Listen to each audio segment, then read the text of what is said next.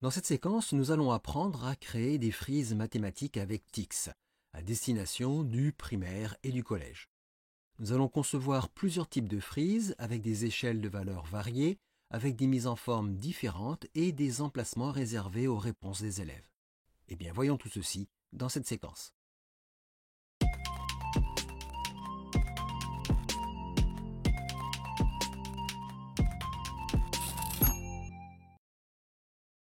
Nous allons commencer par tracer une frise graduée toute simple sur 10 unités. Nous commençons par utiliser un environnement TIXPICTURE.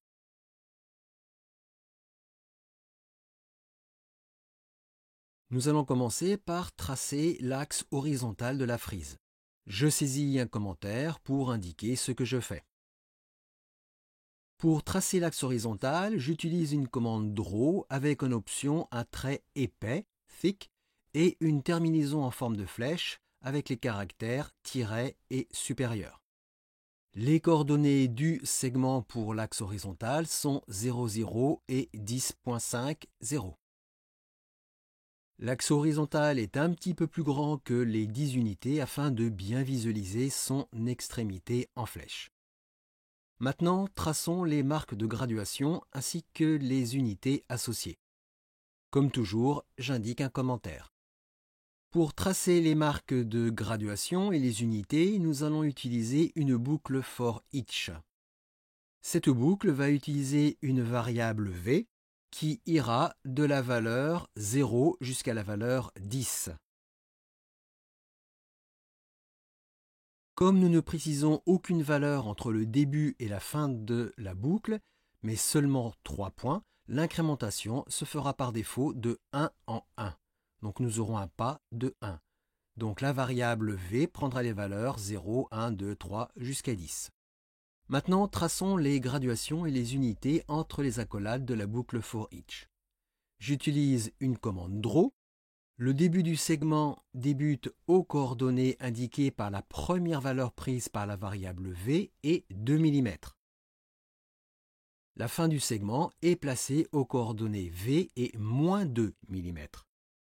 Donc au premier passage dans la boucle, les coordonnées seront 0, 2 et 0, moins 2. Nous avons donc bien un petit segment vertical de 4 mm de longueur. Au deuxième passage, les coordonnées seront 1, 2 et 1, moins 2, et ainsi de suite. Maintenant, nous allons afficher la valeur prise par chaque marque de graduation. Pour cela, à chaque marque, j'associe un nœud node. J'associe l'option Below, ce qui indique que l'affichage est placé sous le point de la coordonnée de fin du segment. Ceci afin que l'unité ne soit pas collée au segment. Enfin, entre accolades, je demande à afficher la valeur prise par la variable v à chaque passage dans la boucle. Et la ligne se termine bien par un point-virgule. Ainsi, nous aurons bien les valeurs 0, 1, 2, 3, ainsi de suite, jusqu'à 10 qui seront affichées sous les marques de graduation. Et bien maintenant, j'enregistre et je compile. Et voilà, nous avons bien le résultat escompté dans notre rendu PDF. Nous avons bien une frise qui va de 0 à 10 avec les marques de graduation et les valeurs affichées s'affichent bien sous chacune des marques de graduation. Pour le deuxième exemple, nous souhaitons afficher une frise qui aille de 50 à 70. Nous reprenons les mêmes principes de construction que l'exemple précédent. C'est pour cela que pour plus de rapidité, je vais faire un copier-coller du code. Voyons les petites différences. Dans cet exemple, les marques de graduation ne seront affichées qu'en dessous de l'axe horizontal. C'est pour cela que dans la boucle for each, les coordonnées verticales vont de 0 à moins 3. Et naturellement, nous reprenons le même système avec la variable v dans la boucle for each qui va de 50 à 70. J'enregistre et je compile. Et ici, bien, tout fonctionne parfaitement, sauf qu'il y a trop de valeurs pour que la frise s'affiche complètement dans la largeur de la page. Pour pallier ce problème, TIX nous propose l'option de mise à l'échelle Scale. Cette option s'applique à l'environnement TIX Picture. Nous indiquons une mise à l'échelle à 75% avec la valeur 0.75. Donc, pour notre environnement TIX Picture, en option, Scale égale 0.75. J'enregistre et je compile. Et voilà, nous avons bien la visualisation complète de notre frise. Ce qui est remarquable avec cette option de mise à l'échelle Scale, c'est que seuls les éléments de dessin sont mis à l'échelle. Le texte, lui, reste à l'échelle initiale, soit à 100%. Dans ce troisième exemple, nous voulons une frise allant de 0 à 10, mais en affichant seulement toutes les deux valeurs, de sorte à avoir 0, 2, 4, 6, 8 et 10. Comme la structure est toujours la même, je fais à nouveau un copier-coller. La différence d'affichage se fait dans la boucle for each, dans l'intervalle des valeurs que nous avons ici. Entre les accolades, nous indiquons bien la première valeur de départ 0, la valeur de fin 10, et nous indiquons une troisième valeur juste après la première, qui est ici 2. Ce qui indique ainsi le pas de l'incrémentation voulu. Ici, nous souhaitons avoir une incrémentation de 2 en 2. Nous aurons donc les valeurs 0, 2, 4, 6, 8 et 10. Donc voilà cette syntaxe pour obtenir un pas de 2. J'enregistre et je compile. Et voilà, nous avons bien le résultat escompté, nous avons bien une frise qui va toutes les deux valeurs 0, 2, 4, 6, 8 et 10. Dans ce nouvel exemple, nous voulons une frise allant de 10 à 100 en affichant 10 valeurs. Nous allons reprendre l'exemple précédent en y apportant quelques modifications. Là encore, pour aller plus vite, je fais un copier-coller. Voyons les différences. L'axe horizontal ici va de 0 à 105. Là aussi, c'est pour voir l'extrémité en forme de flèche de l'axe horizontal. Dans la boucle for each, nous avons ici l'intervalle de valeurs. Nous allons de 0 à 100 avec un pas de 10 puisque nous affichons ici la deuxième valeur à 10.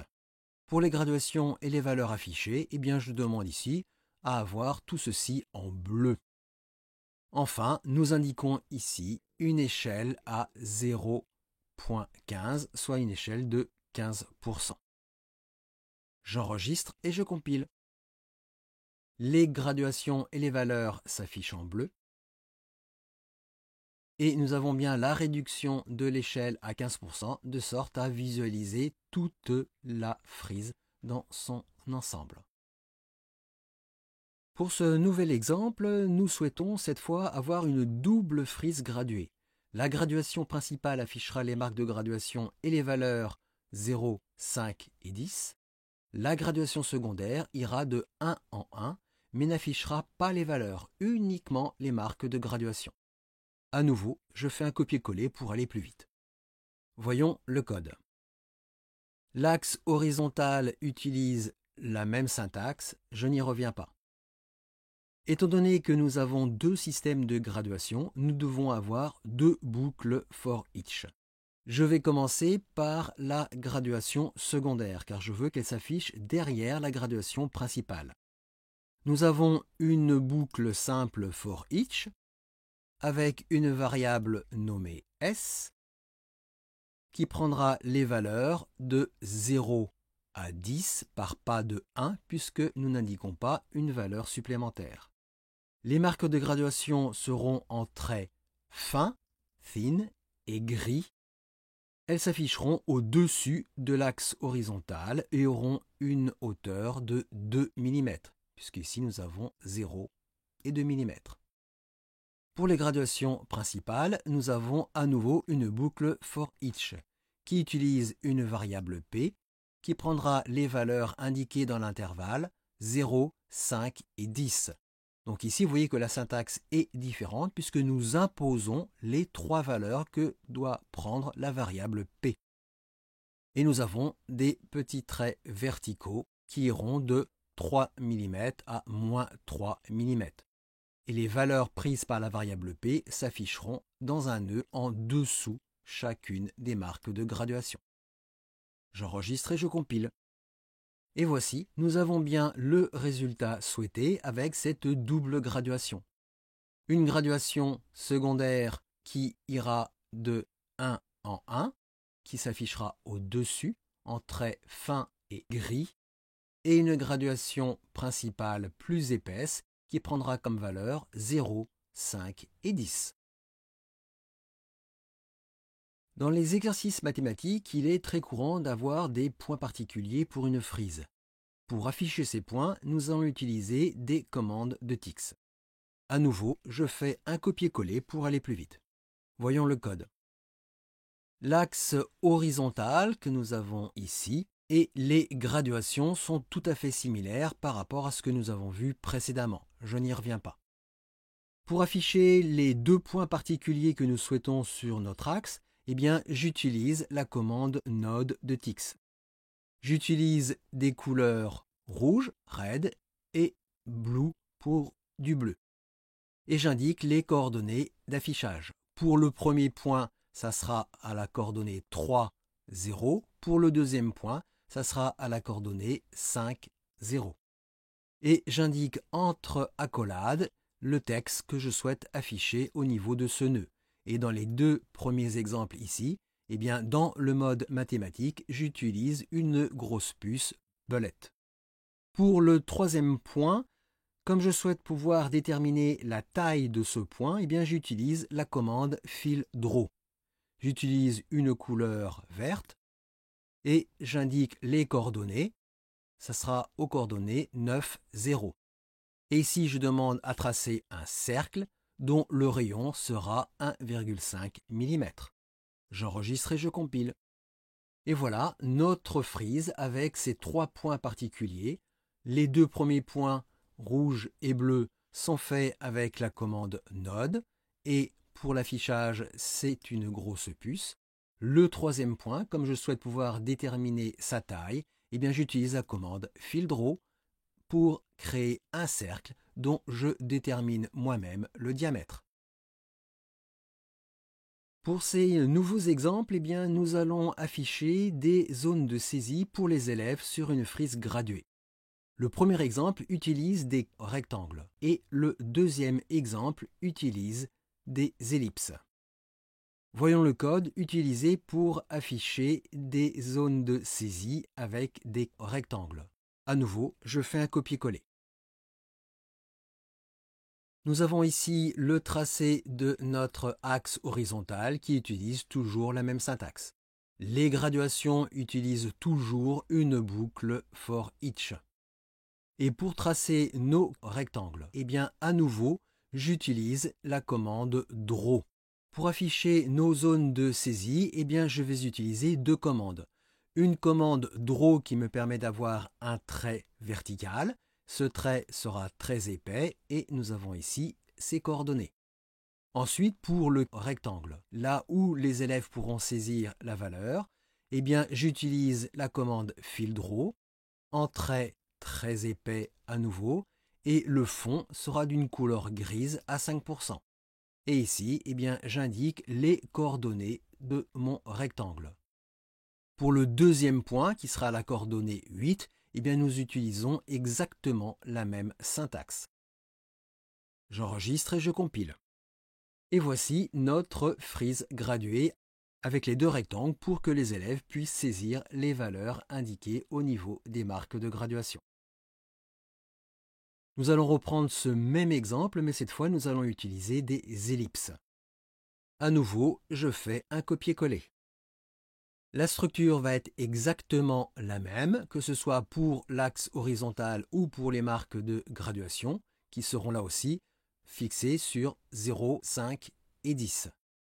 Pour nos deux points, les coordonnées seront à 2 et à 7 sur l'axe horizontal, et cette fois, j'utilise une ellipse, dont vous avez les coordonnées ici et les deux rayons, le petit rayon et le grand rayon. Même chose pour le deuxième point particulier, à la coordonnée 7, le principe est exactement le même. J'enregistre et je compile. Et voilà notre frise graduée avec cette fois 2 zones à saisir avec des ellipses. Afin de gagner du temps de conception, pour ce dernier exemple, nous allons utiliser des variables dans notre code. Alors pour bien déterminer le périmètre de conception, nous allons partir avec les 3 principes suivants. L'axe horizontal ira de 0 jusqu'à x, c'est-à-dire la valeur de fin voulue. Les graduations s'afficheront avec un pas de 5 et les zones de saisie seront affichées dans des cercles. À nouveau, je fais un copier-coller. Détaillons le code. Nous allons commencer par l'axe horizontal. Pour l'axe horizontal, je définis une variable avec la commande def et cette variable, je l'appelle x. Et sa valeur ici est déterminée à 10. Cette variable x est utilisée pour tracer mon axe horizontal pour déterminer la coordonnée de fin. Ensuite, nous avons les marques de graduation. Comme toujours, je crée une boucle for each avec une variable v ici.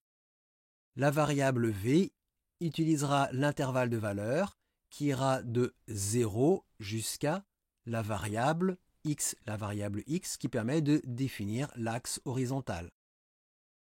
Donc ici, nous indiquons une troisième valeur 5 qui permet de déterminer le pas. Donc nous irons bien toutes les 5 valeurs jusqu'à la valeur finale déterminée par la variable x. Et ici, nous utilisons une ligne de syntaxe classique pour avoir les marques de graduation. Ensuite, nous allons déterminer les points que nous souhaitons. Je pars du principe que je détermine dans un premier temps 3 points. À nouveau, j'utilise la commande def pour définir une variable. La première variable est nommée a et a comme valeur 3. Ensuite, nous avons une variable b pour la valeur 6 et une variable c à la valeur 8. Nous utilisons ensuite une boucle for each avec une variable p. Cette variable p utilisera les valeurs indiquées dans cet intervalle. L'intervalle sera les valeurs prises par nos 3 variables a, b et c.